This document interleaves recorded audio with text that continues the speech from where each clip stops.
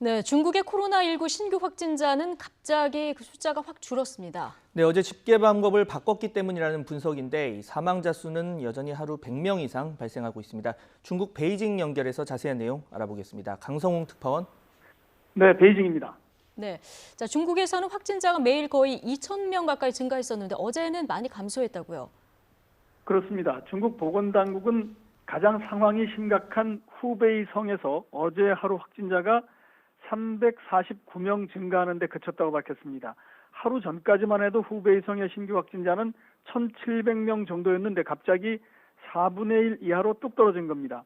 중국이 어제부터 이른바 임상진단 병례를 확진자에 포함시키지 않으면서 이렇게 큰 폭으로 감소한 것 같습니다.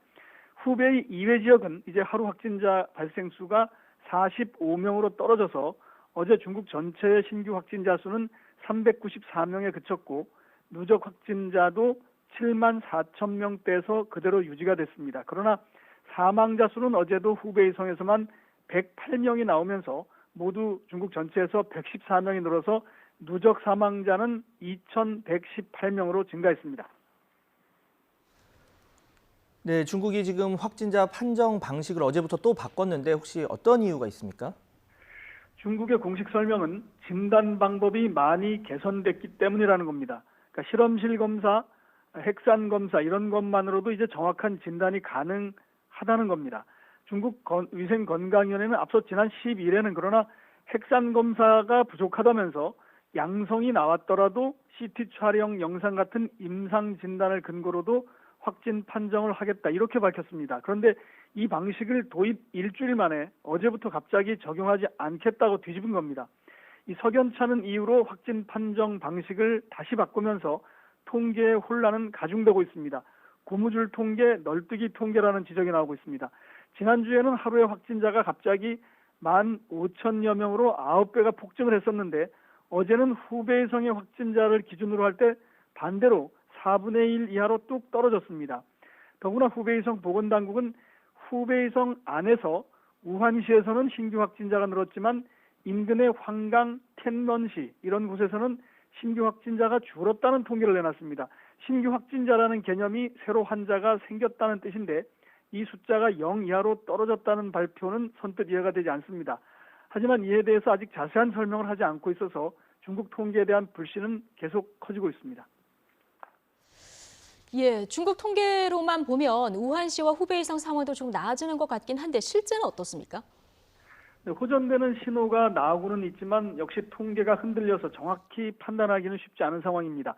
중국이 발표한 통계를 보면 하루 확진자 수는 계속 줄어들고 있고 완치돼서 퇴원하는 환자 수는 후베이성에서만 이미 10,000명이 넘습니다. 특히 어제는 후베이성의 하루 완치 환자 수가 1,200여 명이었는데 이제 신규 확진자 수보다 이 숫자가 더 많아졌습니다. 말하자면 완치가 돼서 집에 가는 사람이 새로 입원하는 사람보다 많다는 뜻입니다. 상황이 무척 좋아졌다는 뜻인데요.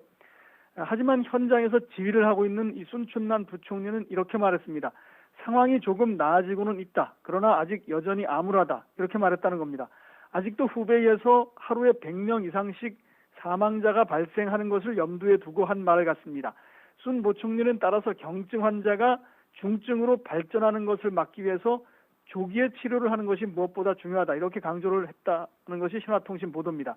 신화통신은 또 현재 우한시에만 11,000명의 중환자실 전문 인력이 투입이 됐는데 이것은 중국 전체 중환자실 전문 인력의 10%에 해당한다. 이렇게 보도했습니다.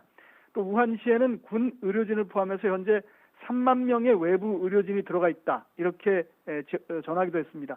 그만큼 여전히 우한과 후베이성에서는 전염병과의 사활을 건 싸움이 계속되고 있다는 뜻입니다. 지금까지 베이징에서 YTN 강성웅입니다.